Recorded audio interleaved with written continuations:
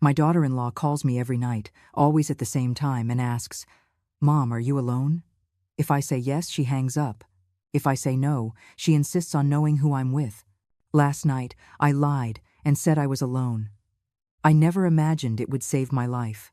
My name is Sonia. I'm 70 years old, and for the last 3 months, I've been living through something I can't explain, something that steals my sleep and makes me doubt everything I thought I knew about my own family.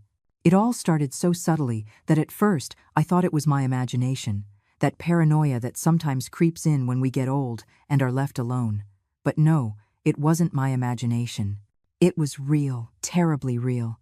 I've lived in this house for 42 years. My husband built it with his own hands, brick by brick, window by window. We raised our son, Victor, here. We celebrated Christmases and birthdays here, and we cried here too when life hit us hard. 5 years ago, my husband died. A massive heart attack while he was pruning the orange trees in the backyard. There was no time for goodbyes, no last words, just silence. A silence that has filled every corner of this house ever since. After his death, I was alone. Victor was already married to Patricia, living in the city, about 2 hours away. At first they came often, every weekend. Patricia was kind, even affectionate. She'd bring me flowers, help me in the kitchen, sit with me on the porch drinking iced tea while the sun set behind the mountains. I thought I'd been lucky, that my son had chosen well. How wrong I was. The visits started to spread out. First every 2 weeks, then once a month, then almost never. Victor always had an excuse: work, a business trip, important commitments. Patricia stopped coming with him, and when she did come, she wasn't the same. Her smile was different, forced, as if every minute in my house was a sacrifice. Her eyes studied me in a strange way, scanning the walls, the furniture, the photographs, as if she were calculating something I couldn't understand. Exactly 3 months ago, the calls began. The first was on a Tuesday, at 9:15 at night. I remember the time because I was watching the news. I always watch it at that time. The phone rang, and when I answered, it was Patricia. Her voice sounded tense, hurried. "Mom, are you alone?" she asked, without even a hello. The question threw me off. "Yes, Patricia, I'm alone." "Why? Is something wrong?" There was a strange silence, long, uncomfortable. Then I heard voices behind her, murmurs I couldn't make out. "No, nothing's wrong. Just wanted to see how you were. Good night." And she hung up. It was so abrupt, so strange, that I stared at the phone for several minutes, trying to understand. I thought maybe she was busy, that I had caught her at a bad time. But the next day, at the exact same time, she called again. And she asked me the same question. "Mom, are you alone?" This time, I answered differently. "No, Patricia. My neighbor Rosa is here having coffee with me." It was a lie. Rosa wasn't there, but something in me felt the need to lie, to not admit my loneliness. Patricia's reaction was immediate. "Rosa? What's Rosa doing there at this hour? Is she going to stay long? Is she sleeping over?" The intensity of her questions made me uncomfortable. "No, she just brought over some cookies. She's leaving in a little while." Another silence. "Ah, well. Call me when she leaves, okay? I want to talk to you about something important." And she hung up. I didn't call her back, and she didn't call again that night. But the next day, at 9:15 exactly, the phone rang again, and so began a pattern that would repeat every night for the next 3 months. Every night, without fail, Patricia called. And every night, she asked me the same question. "Mom, are you alone?" I started to experiment. Some nights I'd say yes, that I was alone. Then she would hang up immediately, no more words, not even a goodbye. Other nights I'd lie, say I had company, that someone was with me. In those cases, Patricia would insist. She wanted to know who it was, how long they were staying, if they were sleeping at my house, if they would be back the next day. Her questions became more and more specific, more invasive, more disturbing. I started to feel scared. A dull, deep fear that I couldn't explain to anyone because it sounded ridiculous. How do you tell someone that your daughter-in-law calls every night to ask if you're alone, and that it terrifies you? It sounds like the rambling of a crazy old woman, a lonely woman with too much time to imagine conspiracies. But there was more. Little things I started to notice. The lock on the back door was tampered with one morning. I thought it had been an attempted robbery, but nothing was missing from the house. Nothing was out of place. One night, I heard footsteps on the porch. I looked through the window and saw a figure moving away through the trees. I called the police, but when they arrived, they didn't find anyone. They told me it was probably an animal, a deer, or a stray dog. I started sleeping badly. Every noise woke me up. The wind, moving the branches against the window, sounded like fingers scratching the glass. The creaking of the house's old wood sounded like footsteps. And every night, at 9:15, the phone rang. And it was Patricia. Always Patricia. 2 weeks ago, I tried to talk to Victor. I called him one morning, early, before he left for work. "Son, I need to talk to you about Patricia." "What's wrong, Mom? Did you two have a fight?" "No, it's not that. She calls me every night and asks if I'm alone, and I don't understand why." Victor laughed. He laughed. "Oh, Mom, Patricia's just worried about you. It's normal. You live alone, you're getting older. She just wants to make sure you're okay." "But, son," it's the way she asks. The insistence. "Mom, I think you're exaggerating. Patricia loves you a lot. She's just being careful. You should thank her instead of being suspicious." I felt foolish. I felt guilty. Maybe I was exaggerating. Maybe the loneliness was making me paranoid.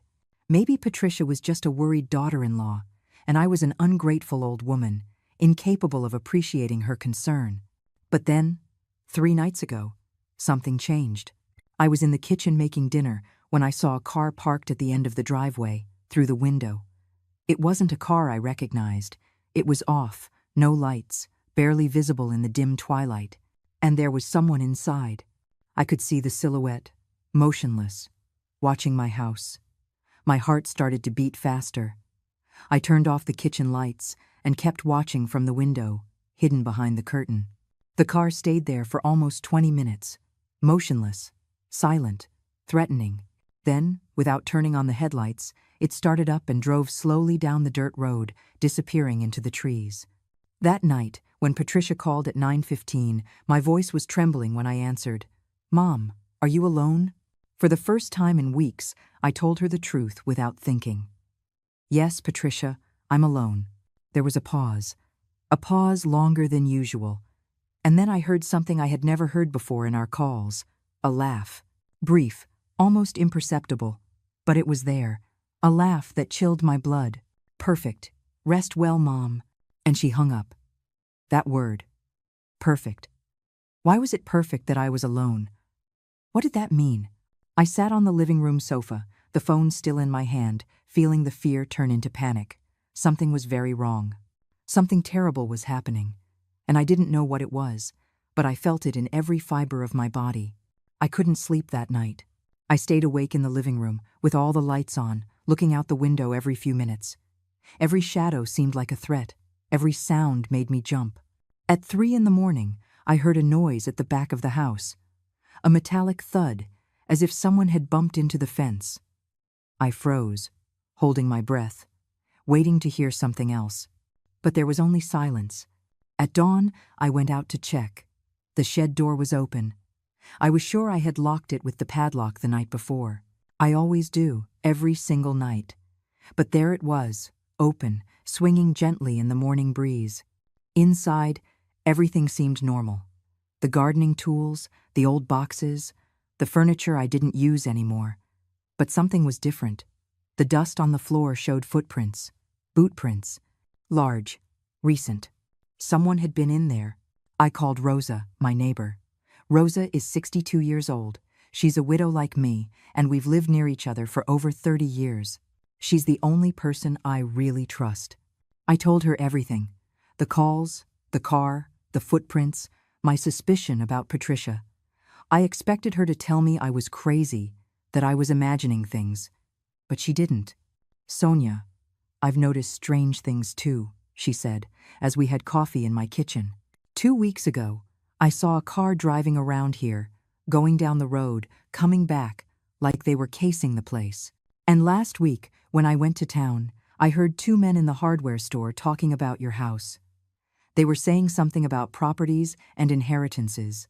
When they saw me, they shut up. Her words confirmed my worst fears. This wasn't paranoia. This was real. But what did they want? What were they looking for? My house is old.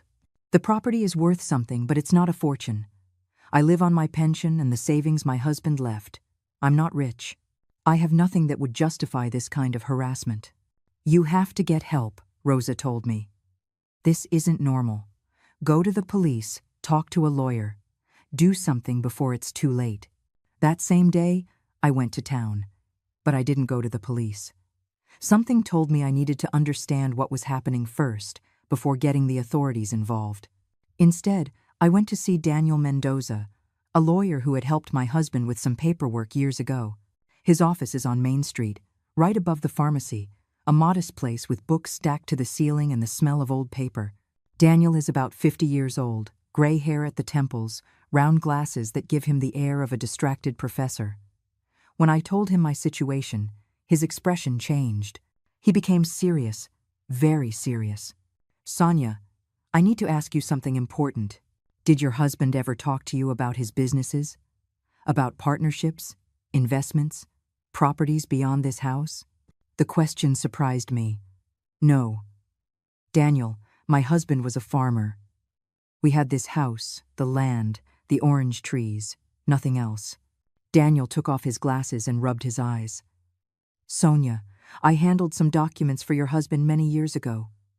Documents he asked me to keep secret, not to mention to anyone, not even you. He made me swear I would only reveal them if something happened to him and you were in danger. My heart stopped. What documents? Your husband was a partner in several properties with Patricia's father. Land up north, near the coast. When those investments were made, about 30 years ago, that land was worth almost nothing. It was arid land, no commercial value. But 5 years ago, just before your husband died, the government announced a big tourist development project in that area. That land is now worth millions of dollars. Sonia, millions. I couldn't believe what I was hearing. My husband, my simple, honest husband, the owner of million-dollar properties? Why did he never tell me? Why did he keep it a secret? There's more, Daniel continued, opening a file cabinet and pulling out a thick folder. Patricia's father died 4 years ago, right? I nodded. I remembered the funeral. Patricia had cried a lot. Victor had been very serious, worried about his wife. When he died, he left behind enormous debts. He had mortgaged everything, taken out loans using the properties as collateral. But here's the detail. The properties were never really in his name. They were in your husband's name, Sonia. Your husband was the majority partner.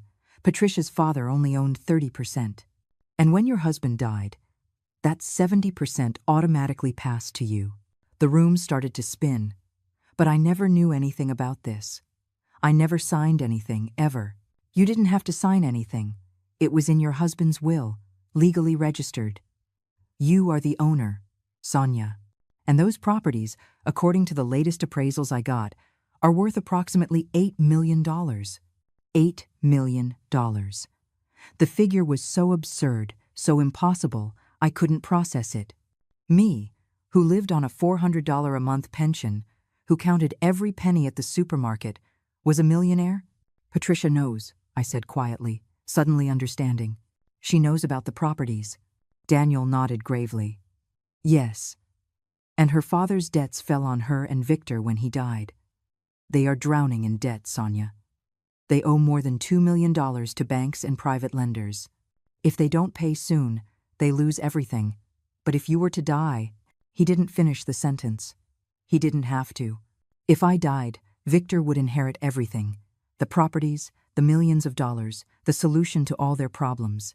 And Patricia knew it. Patricia had been calling me every night. Not out of concern, not out of love, but to know when I was alone, when it was the perfect time for something to happen to me. An accident, a robbery gone wrong. An old woman who dies alone in her house and nobody suspects a thing. Daniel, I'm scared, I told him. And my voice broke. My own daughter-in-law wants me dead. He reached his hand across the desk and touched mine gently. Sonia, we need to act fast. I'm going to prepare documents. I'm going to protect your rights legally. But you must be very careful. You can't tell Victor any of this. Not yet. We don't know how much he knows, if he's involved, or if Patricia is manipulating him. Those words hurt me more than anything else. My son. My only son. Was it possible he knew? That he was okay with this? I couldn't believe it. I didn't want to believe it. Victor was a good man, a little weak perhaps, too easily influenced, but not a murderer. He couldn't do it. I left Daniel's office feeling like the world had turned upside down. Everything I thought I knew was a lie. My marriage had held secrets I never imagined. My family was broken in ways I couldn't comprehend. And my life was in real, not imagined, danger. I drove back home in a daze. The familiar landscape, the mountains I had seen for 40 years, the cornfields, the eucalyptus trees, everything looked different now, threatening, as if the whole world was conspiring against me. When I reached my driveway, I saw another car parked. This time it wasn't hidden at the end of the road. It was right in front of my house, and I recognized that car. It was Patricia and Victor's. Panic flooded me. I wasn't ready to face them, not knowing what I now knew. But I couldn't turn around and flee. That would be suspicious. I took a deep breath and parked my old truck next to their car. Patricia came out of the house. She had a key. I had given her 1 year ago, when things were different, when I believed she was real family. Now that key felt like a threat, like an invasion. "Mom, I'm so glad you're here," she said with a smile that could no longer fool me.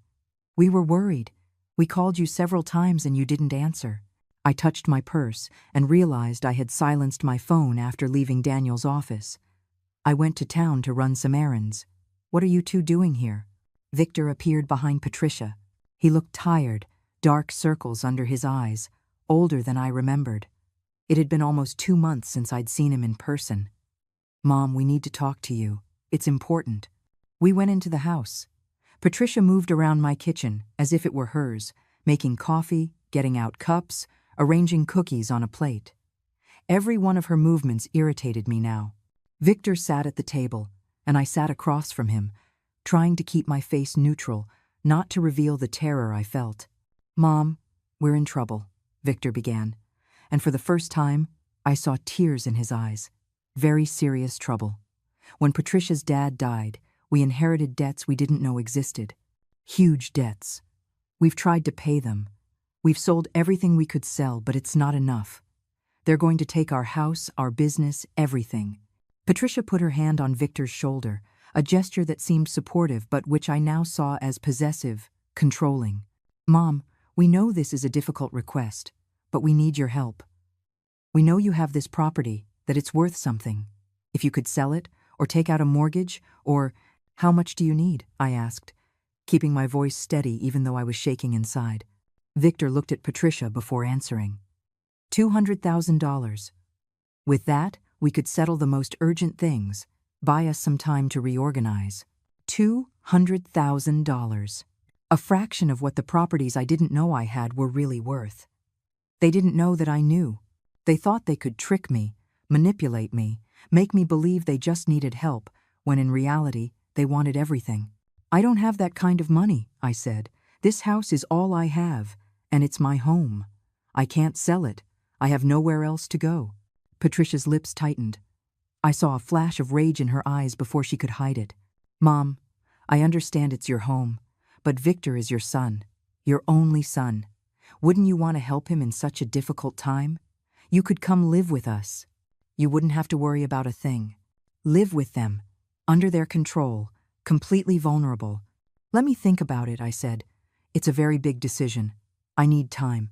"We don't have much time, Mom," Victor said, and there was real desperation in his voice. "The banks are pressuring us. We have until the end of the month." The end of the month. That was 2 weeks away. 2 weeks for me to decide to sell my house, or 2 weeks for them to find another solution. A permanent solution. They stayed for another hour, insisting, arguing, trying to convince me. Patricia was more aggressive, Victor more emotional. I realized something watching them. Victor didn't really know. He didn't know about the million-dollar properties. He didn't know about Patricia's plan. He genuinely believed they were just asking his mother for help to get out of a financial bind. It was Patricia who knew everything. Patricia who had orchestrated all of this. When they finally left, I sat in the living room, trembling. The sun was setting, filling the house with that golden, melancholic afternoon light. This house my husband built, where we raised our son, where I was happy for so many years, now felt like a prison, or worse, like a tomb in waiting. I called Rosa. I told her everything, every detail of what Daniel had revealed about Patricia and Victor's visit. She listened in silence, and when I finished, she just said, "I'm staying with you tonight. You're not going to be alone." Rosa arrived with a small bag before it got dark. We made dinner together, trying to maintain some semblance of normality, but we were both tense, waiting. At 9:15 exactly, the phone rang. "Don't answer it," Rosa said. But something in me needed to answer. I needed to hear her voice, to confirm my suspicions. I answered, "Mom, are you alone?" This time, with Rosa sitting across from me, with everything I now knew, my answer was different. "No, Patricia, my friend Rosa is here with me. She's going to spend the night." There was a long silence, so long I thought she had hung up. But then she spoke, and her voice was different. Cold, without pretense. "What a shame. Good night, Mom." And she hung up. Rosa and I looked at each other. "That was a threat," she said. "What a shame you're not alone." That's what she meant. We stayed up all night, taking turns keeping watch. At 2 a.m, we heard the car. The headlights went out before it reached the house. Rosa called the police immediately, while I watched from the window. 2 figures got out of the car. One was tall, bulky. The other was smaller but moved with determination. They approached the house, tried the back door, checked the windows. The police sirens wailed in the distance. The figures ran back to the car and took off at full speed, kicking up dust on the road. When the police arrived, the car was already gone. The officer who arrived that night was named Martin Reyes. He was a man in his 40s, with a serious, professional look that gave me some peace of mind. We told him everything: the nightly calls, the car watching the house, the footprints in the shed, and finally, the 2 intruders who had just fled. He took meticulous notes, checked the area around the house with his flashlight, and photographed the tire tracks on the road. "Mrs. Sonia, this is serious," he said when we were back inside. "I don't want to alarm you more than necessary, but this has all the hallmarks of a premeditated stalking case. Do you have any idea who might want to harm you? Enemies? Conflicts with neighbors? Inheritance problems?" I looked at Rosa. She nodded slightly, encouraging me to speak. "Officer, I think it's my daughter-in-law, Patricia. She and my son are in financial trouble, and I have properties they need." I didn't tell him everything about the millions of dollars. Something told me to keep that information private until I was completely sure how to proceed. But I gave him enough details to understand the gravity of the situation. Officer Martin grew thoughtful. "Is your son involved?" "I don't know," I admitted, and saying those words out loud hurt me deeply. I want to believe he's not, that he doesn't know what his wife is planning, but I'm not sure of anything anymore.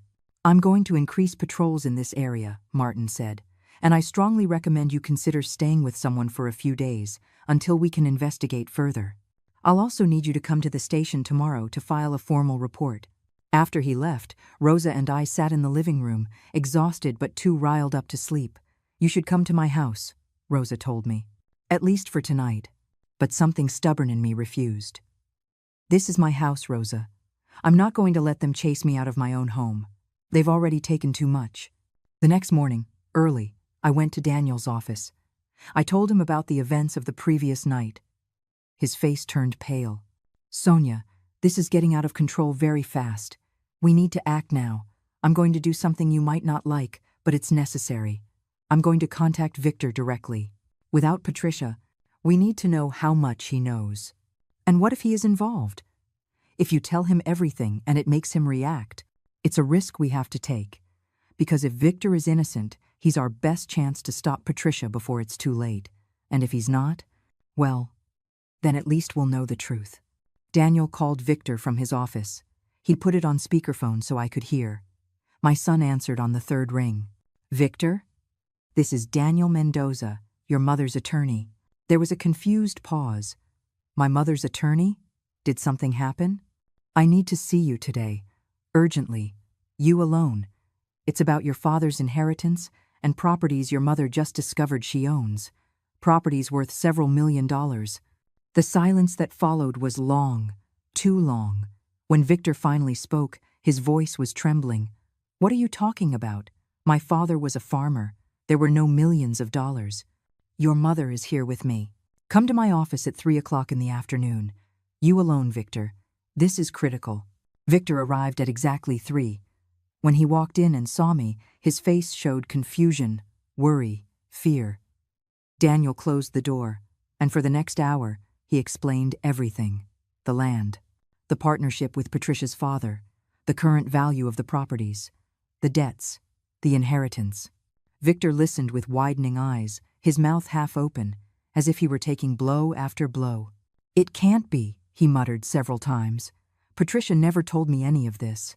She just told me we needed to convince Mom to help us with the house, that if she sold her property, we could be saved.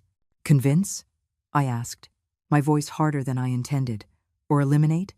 Victor looked at me with genuine horror. What? Mom. No. Never. I would never. How could you think that? Someone has been watching my house, Victor. Someone tried to break in last night, and Patricia calls me every night to find out if I'm alone. What am I supposed to think? I watched as understanding flooded his face. I saw how all the pieces clicked into place in his mind, how the small details he had probably ignored or justified now took on a sinister meaning. The men, he said in a low voice. 2 weeks ago, Patricia hired 2 men. She told me they were to remodel the office, but I never saw any remodeling. And the calls. She always disappeared at 9 o'clock at night. She said it was to call you, to check on you. I thought it was sweet that she was being a good daughter-in-law. Who are these men? Daniel asked urgently. I don't know. She never formally introduced me. I only saw them once, talking to Patricia in the parking lot. Rough guys, looked like, I don't know, guys who do dirty work. My son covered his face with his hands.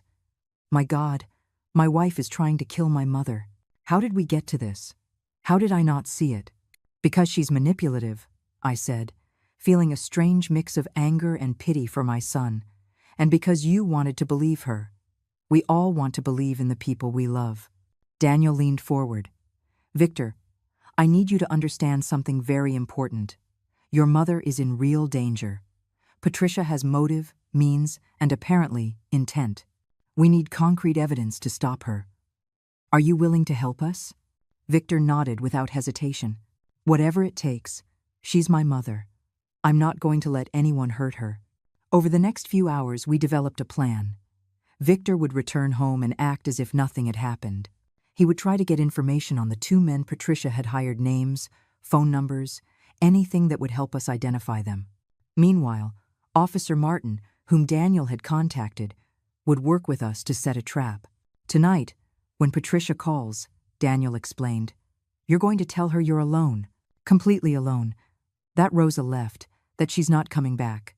You're going to make it sound convincing, and we'll be waiting.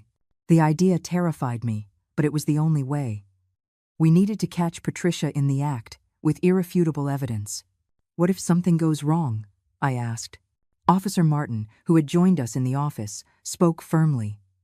I'll be there with 3 other officers. We'll be hidden around your property. We are not going to let anything happen to you, Mrs. Sonia. I promise. That afternoon, I returned home.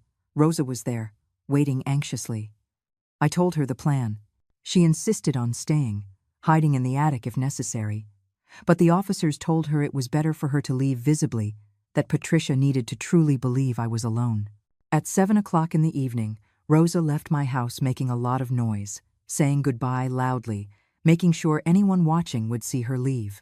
The officers arrived shortly after, in unmarked cars, parking far from the property and approaching on foot. They positioned themselves in the barn, behind the orange trees, inside the shed. The house was surrounded. I stayed inside, waiting. The hours passed with agonizing slowness. I tried to read a book, but the words made no sense.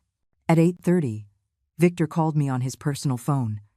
"Mom, Patricia just left. She said she was going to see a friend, but I heard her call someone before she left. I couldn't hear everything, but she mentioned your address. And Mom? She had a suitcase in the car, as if she wasn't planning on coming back tonight." My heart was beating so hard I thought it would burst out of my chest. "It's okay, son. Everything is going to be all right. Be careful, please." "I love you, Mom. I love you too." At 9:15 exactly, the phone rang. I let it ring 3 times before answering, trying to control my breathing, to make my voice sound normal, unsuspecting, just like all the other nights. "Hello. Mom, are you alone?" Patricia's voice sounded different this time. There was an urgency in it, a tension I had never heard before. "Yes, Patricia, I'm alone. Rosa left a few hours ago. She got tired of being here so long. Said she needed to get back to her own house." I paused, as if I was about to add something else, and then let out a fake sigh of exhaustion. Honestly, I need to be alone for a while too. These have been very heavy days. There was a silence. I could hear her breathing on the other end of the line. "Heavy days? Why?" "This whole situation with you two, with the money. I've been thinking a lot. I think I'm going to sell the house, Patricia. I think you're right, that I should help my son. Tomorrow, I'm going to the bank to see what my options are." Another pause. That's wonderful, Mom. Victor is going to be so relieved. We're all going to be better." "Yes," I said, feeling the tears threatening to fall. Not because of the lie I was telling, but because of the confirmation that everything I suspected was true. Patricia sounded relieved because she thought I was going to solve her problem voluntarily, which meant the alternative plan, the violent plan, could be called off. "Well, I'm going to bed now. I'm very tired." "Rest well, Mom. Have sweet dreams." The way she said those last words chilled my blood. There was something final about them, something that sounded like a permanent goodbye. I hung up the phone and sat on the living room sofa, with all the lights on. Officer Martin had instructed me to act normally, to go about my usual routine. So, I turned off the living room lights, leaving only the porch light on, as I did every night. I went up to my bedroom, turned on the bedside lamp, and waited. From my window, I could see part of the driveway. The moon was almost full, illuminating the landscape with that silvery, ghostly light that makes everything look unreal. The orange trees cast long, distorted shadows. The wind rustled the branches gently, creating a constant whisper that set my nerves on edge. An hour passed, then another. It was almost 11:30 when I saw the lights.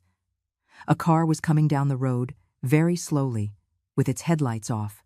It stopped just before reaching the house, where the road curves and the trees are densest. From that position, the car wasn't visible from the house, but I could see it from my second-floor window. 3 figures got out of the car. One of them was clearly Patricia. I recognized her silhouette, the way she moved. The other 2 were large, bulky men. One of them was carrying something in his hand that shined briefly in the moonlight. A gun. He had a gun. My heart was pounding so hard I thought they could hear it from downstairs. I wanted to run, to scream, to do something. But I knew I had to stay still, that I had to let them get close enough for the officers to catch them with clear evidence of their intentions. I watched them approach the house slowly, moving between the shadows like predators. Patricia was in the lead, guiding them. They stopped by the back door, the same one I had found tampered with weeks ago. One of the men took something from his pocket, probably tools to pick the lock. Patricia whispered instructions that I couldn't hear from my position. And then, so fast I could barely process it, the yard lights all turned on at the same time, bright and intense as if it were day. "Police! Hands up! Don't move!" Officer Martin's voice echoed across the yard, amplified by a bullhorn. I saw Patricia freeze. I saw the 2 men react differently. One raised his hands immediately, the other tried to run. But the officers were everywhere. They emerged from the barn, from behind the orange trees, from the shed. In seconds, all 3 were on the ground, handcuffed, as the officers read them their rights. I ran down the stairs, my body trembling with adrenaline and relief. When I stepped out into the yard, I saw Patricia on the ground, her clothes covered in dirt, her hair disheveled, but what struck me most was her face. There was no regret in it, no shame, just rage, pure, venomous rage. "This is a mistake," she screamed. "We weren't doing anything. We were just coming to visit my mother-in-law." At 11:30 at night, with 2 armed men, picking the back lock, Officer Martin said dryly, "Sure, a very normal visit." One of the men, the one who had tried to run, started talking immediately. "I didn't sign up for this. She hired us, told us it was a simple job, scare an old lady into selling her house. She paid us $5,000 up front, promised another $10,000 when we were done. But this is attempted murder. I don't kill anyone. I didn't." "Shut up, you idiot!" Patricia screamed. But it was too late. The man was talking, spilling everything, desperate to reduce his own sentence. The other man, the larger one who'd had the gun, remained silent. But when they searched his backpack, they found more than just the gun. There were gloves, rags, and a bottle of what looked like an accelerant. Officer Martin looked at me gravely. "Mrs. Sonia, it looks like the plan wasn't just to assault you. They were going to burn the house, with you inside, make it look like an accident." My legs gave out. If an officer hadn't caught me, I would have fallen. Burn the house, with me inside. Turn everything to ash. Eliminate evidence. Make it look like a tragic accident, an old woman who fell asleep with a candle burning or something. And Patricia would have cried at the funeral, would have comforted Victor, and would have inherited millions of dollars. "You can't prove anything," Patricia said, her voice now cold and calculating. "These men are lying. I just came to talk to my mother-in-law. I don't know anything about guns or fire. They acted on their own." But then Officer Martin smiled. He took a small device from his pocket. "Mrs. Patricia, remember the phone call you made 2 hours ago? The one we got a warrant to record, where you tell your mother-in-law to have sweet dreams. And then 3 minutes later, you call this number." He pointed to one of the handcuffed men. "And you say, and I quote, 'She's alone. She's tired. She's going to sleep soon. It's the perfect time. Remember, it has to look like an accident. No evidence.' Does that sound familiar?" I watched the color drain from Patricia's face. I saw all her composure, all her arrogance, crumble in a second. She opened her mouth to say something, but no sound came out. "You have the right to remain silent," Officer Martin began, as he lifted her from the ground. "Anything you say can and will be used against you in a court of law." They took them all away, Patricia screaming, threatening, swearing this wasn't over. The 2 men silent, defeated.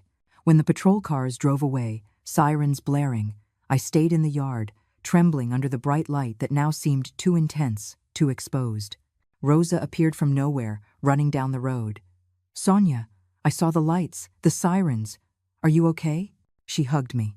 And finally, after weeks of holding in all the fear, all the tension, all the betrayal, I broke down. I cried like I hadn't cried in years. I cried for the family I thought I had, which turned out to be a lie. I cried for my son, who had been deceived by the woman he loved. I cried for my husband, who had kept secrets trying to protect me and, in the process, had put me in danger. I cried for myself, for the innocence lost, for the trust destroyed. Victor arrived half an hour later, driving like a madman from the city. When he saw me, he knelt in front of me, sobbing. "Mom, I'm sorry.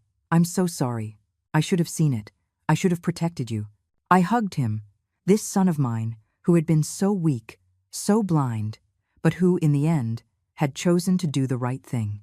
"It's not your fault, son. She fooled us all. What's going to happen now?" he asked in a broken voice. "Now," said Officer Martin, who had stayed behind to take my official statement, "your wife is going to face charges of attempted murder, conspiracy to commit murder, solicitation of murder, and several other charges. The 2 men will probably testify against her in exchange for reduced sentences. She is going to prison for a very, very long time." Victor nodded, wiping his tears. "Good. Let her go. Let her pay for what she tried to do." The days that followed were a strange mixture of relief and pain. Relief because the immediate danger was over, because Patricia was behind bars with no chance of bail. but pain because every day brought new revelations, new layers of betrayal that made everything more complicated, darker. Daniel worked tirelessly, investigating the documents my husband had left. It turned out the properties weren't the only thing he had hidden. There were bank accounts overseas, investments in companies I never knew existed, a whole financial legacy he never told me about. When Daniel finally showed me the total value of everything, I almost fainted. $11 million. $11 million that had been there the whole time while I was counting pennies at the supermarket. Why? I asked Daniel one afternoon in his office, looking at the papers that documented a whole secret life of my husband. Why did he never tell me? Didn't he trust me? Daniel sighed, taking off his glasses to clean them. A gesture I had learned meant he was about to say something difficult. Sonia, I found a letter. Your husband wrote it 6 years ago, just after his diagnosis. Diagnosis? What diagnosis? Your husband had a serious heart condition. The doctors gave him between 5 and 10 years to live. He knew, Sonia. He knew he was dying. The words hit me like stones. My husband knew he was dying and never told me. He never gave me the chance to say goodbye properly, to cherish every moment together, knowing that time was limited. Daniel handed me a yellowish envelope. The letter is for you. He asked me to give it to you only if you were ever in danger related to the money. I think this is the time. With trembling hands, I opened the envelope. My husband's handwriting, firm and clear, filled 2 pages. I started to read, and the tears began to fall before I finished the first paragraph. My dearest Sonia, if you are reading this, it means my worst fears came true. It means someone discovered the money and put you in danger. And it means I wasn't there to protect you. Forgive me. I kept this secret from you, not because I didn't trust you, but because I wanted to protect you. When I made those investments with Patricia's father 30 years ago, they were legitimate businesses, but he was involved with dangerous people, loan sharks, criminals. I didn't know until it was too late. When I tried to get out of the business, they threatened me. They told me if I talked, if I involved the authorities, they would hurt you and Victor. So I kept the secret. I kept everything separate from our family life. The money grew, the properties increased in value, but I could never enjoy it because every penny was stained with that fear. When the doctors told me I didn't have much time left, I took precautions. I hired Daniel, prepared documents, and secured everything legally so that when I died, you would be protected. But I knew Patricia's father was a man without scruples. I knew that when he died, his debts and problems would fall on his family, and I feared they would try to get to you, to our money. That's why I put everything in your name, not Victor's. Because if something happened to me, I didn't want our son to be dragged into that dark world. Sonia, you are the strongest woman I know. If you are reading this, it means you survived, that you fought, that you didn't let them beat you. Forgive me for leaving you alone with this burden. Forgive me for not trusting that we could face it together. But please, understand that every decision I made was to keep you safe. The money is yours now. Use it as you wish. Enjoy it. Live the life you deserve. And if our son is there with you, help him, but do it wisely. Teach him that real family is built on honesty, not secrets. I have loved you since the first day I saw you, and I will keep loving you wherever I am now. Take care, my love, and be happy. Yours forever, Richard. I cried so hard that Daniel had to bring me a glass of water. I cried for the man I loved, who had carried such a terrible burden alone to protect me. I cried for the years we lost, for the conversations we never had, for the trust that could have been, but never was. And I cried for the love in that letter, a love so deep it sacrificed itself trying to keep me safe. He did everything wrong trying to do the right thing, I finally said, drying my tears. But he did it for love. Yes, Daniel agreed. And now you have to decide what to do with all this. Over the next few weeks, as the trial against Patricia was prepared, I had to make many difficult decisions. The first and most painful was about Victor. He had lost everything. His wife was in prison, his house was foreclosed on by the banks due to the debts, his business had collapsed. He came to see me one afternoon, shattered, asking for help. Mom, I have nothing. I have nowhere to live, no job. Everything is gone. And the worst part is, half the town looks at me like I was an accomplice in what Patricia tried to do to you. My heart broke seeing him like that. He was my son, my only son, and seeing him so destroyed hurt me deeply. But I had also learned something in these months. That love doesn't mean letting people escape the consequences of their actions, even when those consequences are painful. "Victor, I'm going to help you," I told him. "But not in the way you expect. I'm not going to pay off your debts. I'm not going to buy you a new house or give you money to start another business. Do you know why?" He looked at me with confusion and pain. "Why?" "Because that's exactly what your father did wrong. He solved all his problems alone, kept all his secrets. He never taught us to face difficulties together. And look where that got us. You need to learn to solve your own problems, to be strong on your own." "But Mom, I have no way to start over. I have nothing. You have more than you think. You have intelligence, you have your health, you still have your youth. You have the chance to rebuild your life the right way this time. I will be here to support you emotionally. You can live here with me while you find a job and save up. I will give you food and shelter. But the rest, son, you have to earn it yourself." I saw tears in his eyes, but also something else. Understanding. He nodded slowly. "You're right. I've always been weak. I've always let others make decisions for me. First Dad, then Patricia, always looking for the easy way out. It's time to change that." "Exactly. And I'll be here to watch you grow, to watch you become the man I know you can be." Victor moved into the house that same week. At first, it was awkward, even painful. He slept in his old room, the one that hadn't changed since he was a teenager, surrounded by soccer trophies and faded posters. Every morning, he got up early, looked for work, filled out applications. At first, he got nothing. The scandal with Patricia had stained his reputation in town. But slowly, things began to change. He got a job on a farm outside of town, hard, manual labor he had never done before. He would come home exhausted, his hands blistered, but there was something different in his eyes. There was pride. He was earning his own money, building his own life. Patricia's trial began 3 months after her arrest. I had to testify, to relive all the terror of those weeks. Patricia watched me from the defendant's table with cold eyes, no visible remorse. Her lawyer tried to argue it had all been a misunderstanding, that she only wanted to scare me into selling the house, never to actually hurt me. But the evidence was overwhelming. The phone recordings, the testimony from the 2 men she had hired, the text messages they had recovered from her phone where she explicitly discussed how to make my death look like an accident. The jury deliberated for only 4 hours before returning with a verdict: guilty of attempted first-degree murder, criminal conspiracy, and solicitation of murder.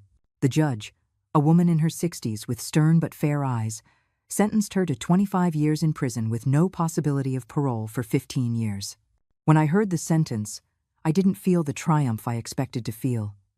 There was no joy in that moment, just a profound exhaustion, an emptiness where the fear used to be. I looked at Patricia as the officers handcuffed her to take her back to prison. For a moment, our eyes met, and in that instant, I saw something I hadn't seen before. Fear.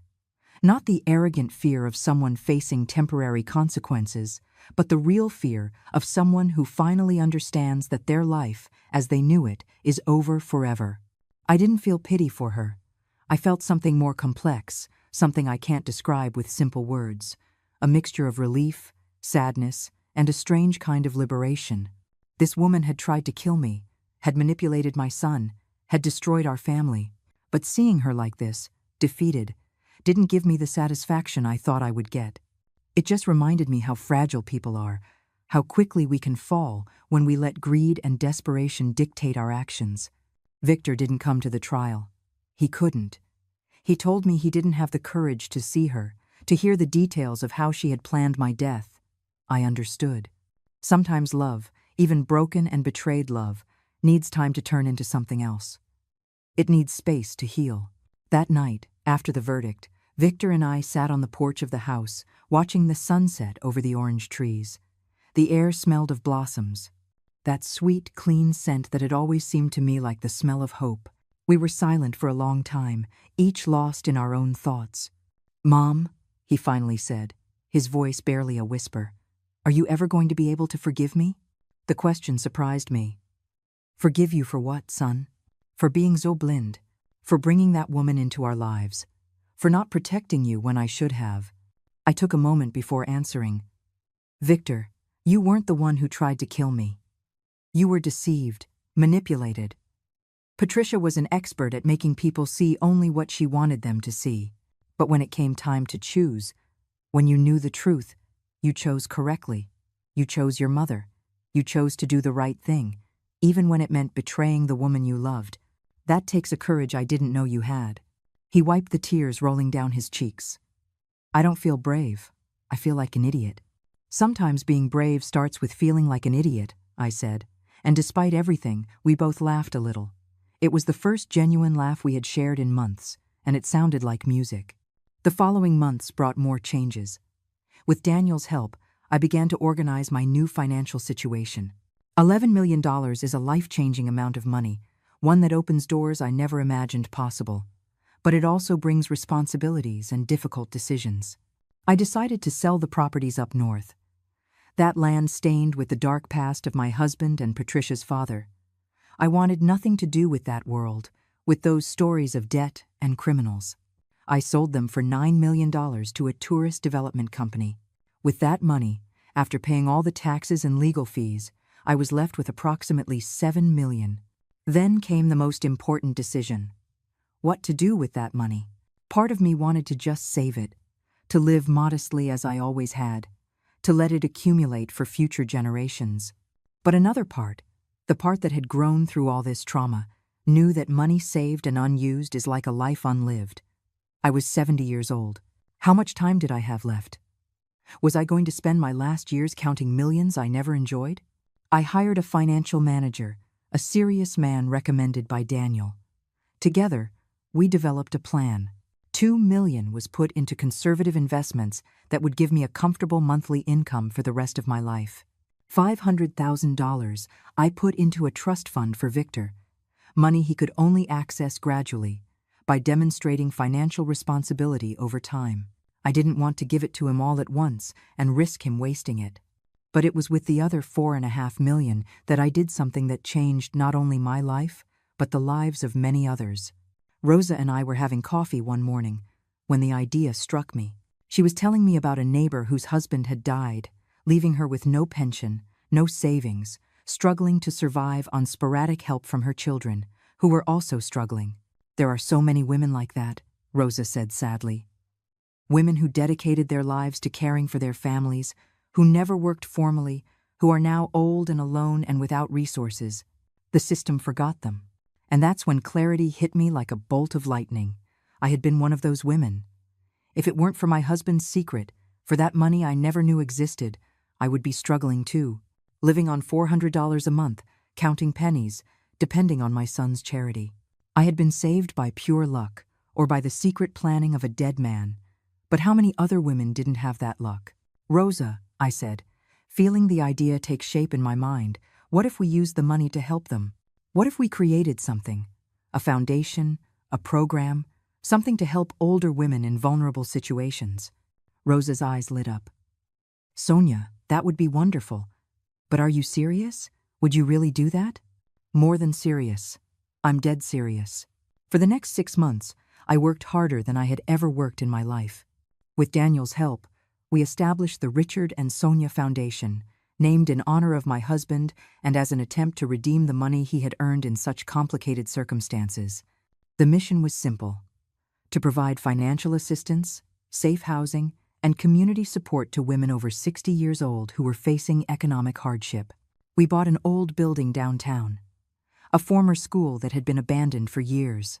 With $1 million, we renovated it completely, turning it into small but dignified apartments with common areas, a shared kitchen, gardens, and spaces for activities. It wasn't a nursing home. It wasn't humiliating charity.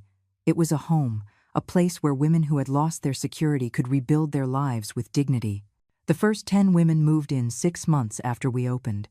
One of them was Rosa's neighbor, the widow with no pension. Another was a woman who had been evicted from her home when she couldn't pay the mortgage after her husband's death. Another had been kicked out of her son's house by her abusive daughter-in-law. Each one had a story of pain, of abandonment, of struggle. But in that building, Surrounded by other women who understood, who had survived, who supported each other, they began to flourish again. I saw women in their 70s and 80s learning new skills, making new friends, laughing in ways they probably hadn't laughed in years. Victor was essential in making all of this work. He left his job at the farm and became the foundation's administrator. He discovered he had a talent for organization, for dealing with the authorities, for solving practical problems. I watched him grow into that role, saw his confidence return, but this time it was based on real achievements, not on easy money or quick schemes.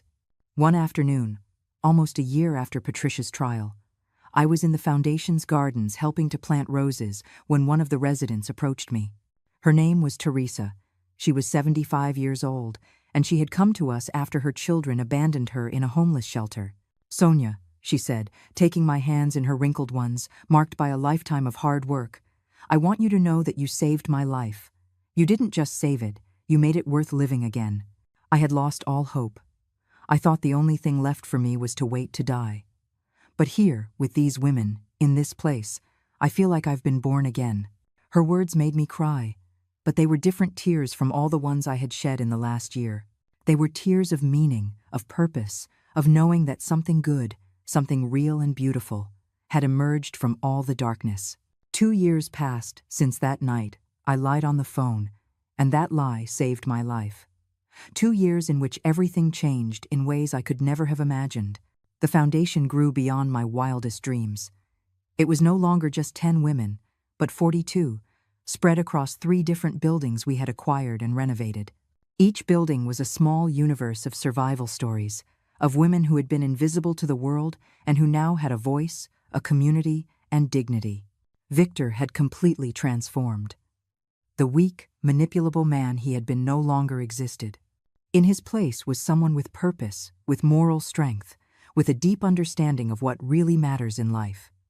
He had started a relationship with Carmen, a social worker who collaborated with the foundation. She was the complete opposite of Patricia. Honest, transparent, genuinely kind. Seeing them together filled me with hope, with the certainty that my son had finally learned to recognize true love. Rosa had become more than my neighbor or my friend. She was my sister in everything but blood. Together, we managed the foundation, visited the residents, and organized activities. We discovered we had a natural talent for creating community, for making women who had been strangers become family. But there was one shadow that still lingered, one piece of unfinished business I hadn't been able to resolve. Patricia. Since her imprisonment, I had had no contact with her. I hadn't wanted any. The anger, though it had faded with time, was still there when I thought of her, of what she had tried to do to me, of how she had destroyed so many lives chasing money. One spring day, 2 years and 3 months after the trial, I received a letter. The return address was the state penitentiary for women. It was from Patricia. My first instinct was to tear it up without reading it. But something stopped me. Maybe curiosity. Maybe the feeling that I needed some kind of closure. I opened it. The letter was long, written in small, trembling handwriting on both sides of several sheets of thin prison paper. It began with the words I least expected. "Dear Sonia, I do not expect your forgiveness. I don't deserve it. But I need you to know the truth." I read the entire letter standing in my kitchen, the afternoon sun streaming through the window, illuminating the words Patricia had written. And as I read, something inside me began to shift. Patricia told her story, not as an excuse, but as an explanation. She had grown up in extreme poverty. Her father, the man who had been my husband's partner, had physically and emotionally abused her throughout her childhood. Money, to him, was the only thing that mattered, the only thing that gave people value. He taught her that survival required ruthless ambition, that kindness was weakness, that the world was a place where you either eat or are eaten. When her father died and she discovered the monumental debts he had left, she panicked. It wasn't just the money, she wrote. It was the terror of being poor again, of being that helpless, abused little girl again. The threats from the loan sharks became more and more violent. They threatened to hurt Victor, and in her mind, twisted by fear and desperation, she came to believe the only way out was to eliminate me. "It wasn't until I was in this cell," she wrote, staring at 25 years of my life wasted, that I could finally see clearly. I saw that I had become exactly like my father, that I had sacrificed everything human in me chasing the money I thought would save me. Victor genuinely loved me. You had treated me with kindness. And I destroyed it all because I couldn't see past my own terror. The letter ended with these words: I've been in therapy here in prison. I've worked to understand the patterns that led me to do something so monstrous. I am not writing to ask for your forgiveness, because I know that is neither possible nor fair. I am writing because I needed you to know that the person who tried to kill you no longer exists. I have died and been reborn in this prison. And even though I will spend the rest of my useful life here, at least I will spend it being honest with myself for the first time. Thank you for surviving. Thank you for being stronger than my evil. And if I can ever, in any way, do anything to make up for even a fraction of the harm I caused, I will. With all my regret, Patricia. When I finished reading, I sat down at the kitchen table and cried. But they weren't tears of anger or pain. They were tears of something more complex. Understanding. It didn't justify what Patricia had done. I would never justify it. But for the first time, I could see her not as a monster, but as a broken human being who had made terrible choices, driven by traumas she had never healed. I showed the letter to Victor that night. He read it in silence, tears falling onto the paper. "What are you going to do?" he asked when he finished. "I don't know," I admitted. Part of me wants to ignore it, to move on as if this letter never arrived. But another part what? Another part feels that if we've built this foundation on the idea of giving second chances to women the world abandoned, maybe I should be consistent with those values. Victor looked at me with astonishment. "Mom, are you saying you want to forgive her?" "I don't know if I can ever fully forgive her. But maybe I can answer her letter. Maybe I can acknowledge her humanity without excusing her actions." "Is that possible?" Victor thought for a long time before answering. "I think it's more than possible. I think it's exactly what Dad would have wanted you to do. He kept all those secrets trying to protect us. And look where it got us. Maybe the answer isn't more walls, more secrets, more anger. Maybe the answer is the exact opposite." I spent a week thinking about what to write. Finally, one early morning, I sat down with pen and paper and let the words flow. "Patricia, I received your letter. I won't lie and say it was easy to read, or that forgiveness comes naturally. The fear I felt during those months, the knowledge that someone in my own family wanted me dead, that left scars that will probably never fully heal. But I've also learned something in these 2 years. I've learned that holding on to anger is like drinking poison and waiting for the other person to die. I've built something beautiful from the ashes of what you tried to destroy.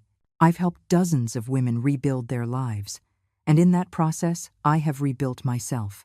Your letter showed me something I hadn't seen before, that you are also a victim of a system that taught you that human value is measured in money. It does not excuse what you did. Victims can also become victimizers. But it helps me understand. I can't say I forgive you completely.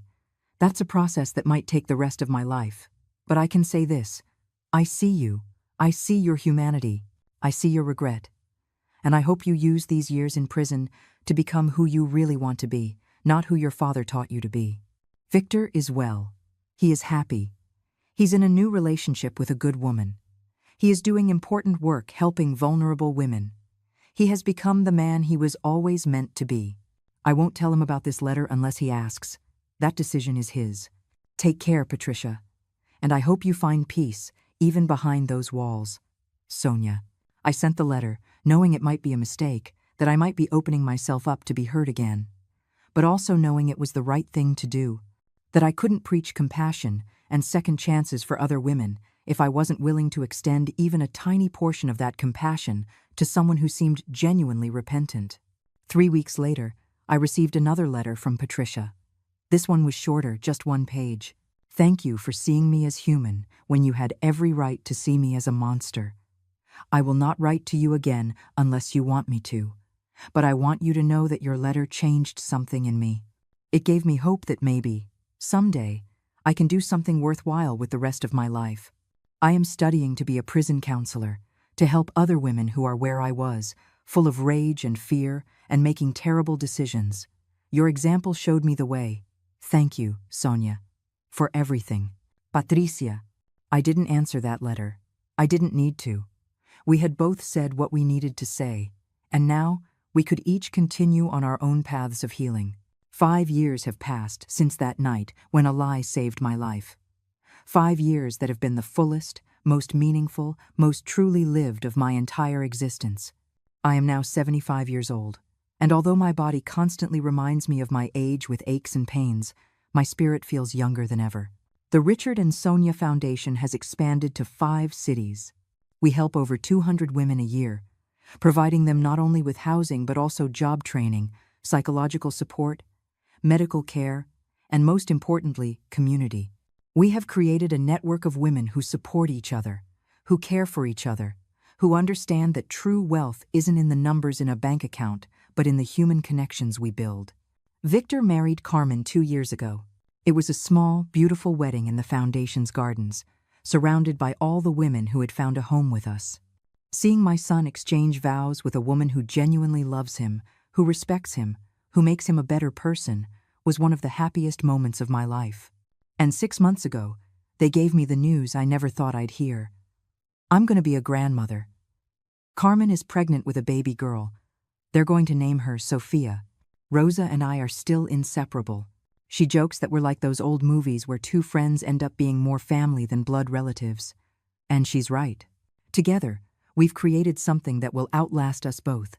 Something that will survive long after we're gone.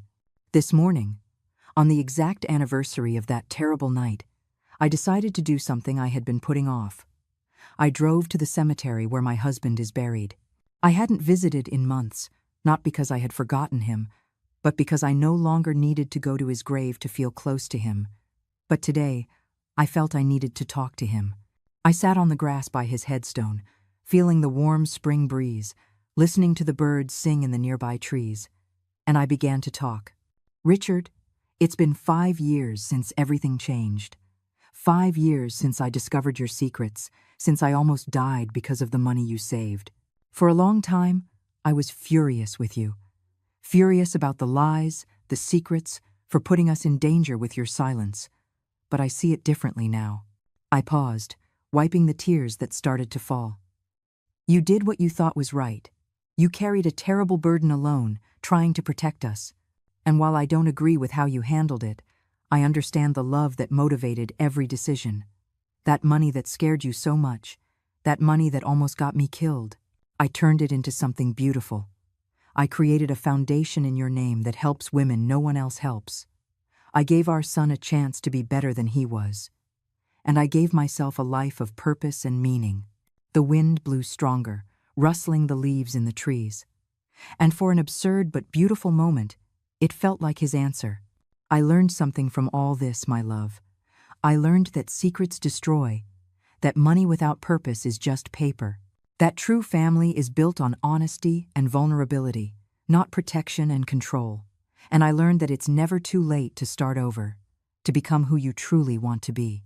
I stayed there for another hour, remembering the good times we had together, forgiving him completely for the mistakes, thanking him for the legacy that, however complicated, had given me the chance to do something important with my life. That afternoon, the foundation organized a celebration. It was the 5th anniversary of our opening. All the residents were there, along with volunteers, donors, and staff. Victor gave an emotional speech about how the foundation had not only saved lives, but had created a new definition of family. Carmen spoke about the impact we had made on the community. And then they asked me to say a few words.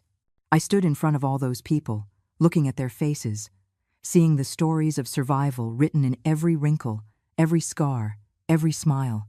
And I knew exactly what to say. 5 years ago, someone tried to kill me. Someone in my own family saw my life as an obstacle to their financial prosperity. That experience could have destroyed me. It could have filled me with bitterness, with fear, with mistrust for all of humanity. But instead, it taught me the most important lesson of my life. I paused, looking especially at the resident women who were watching me intently. It taught me that true wealth isn't measured in money. It's measured in the lives you touch, in the people you help, in the love you share. Every one of you, every woman who has walked through these doors, has enriched my life in ways no amount of money ever could. You have taught me about resilience, about hope, about the incredible capacity of the human spirit to heal and grow, even after the deepest trauma.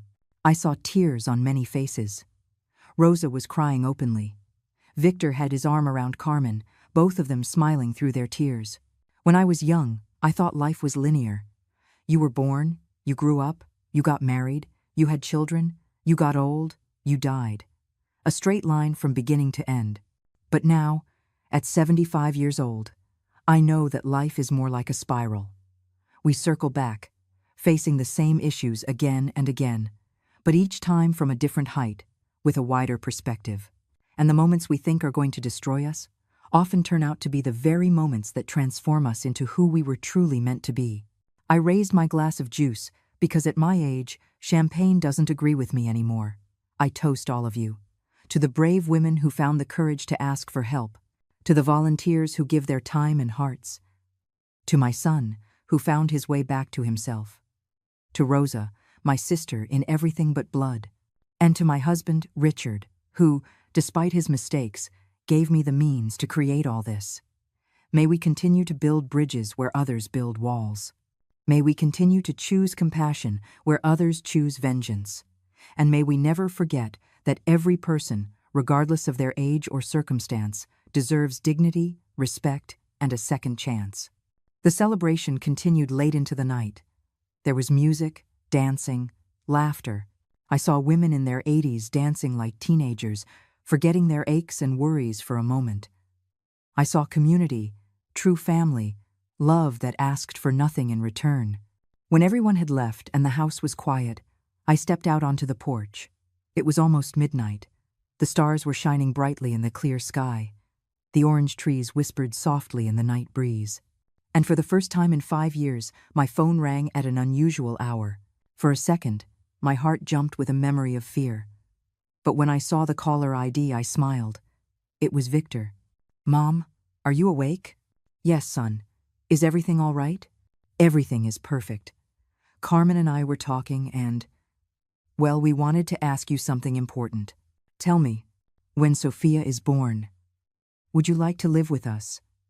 Not so you can help us take care of her, although of course we'd love your help, but because we want you to be part of her daily life. We want her to grow up seeing you, learning from you, knowing the incredible woman you are."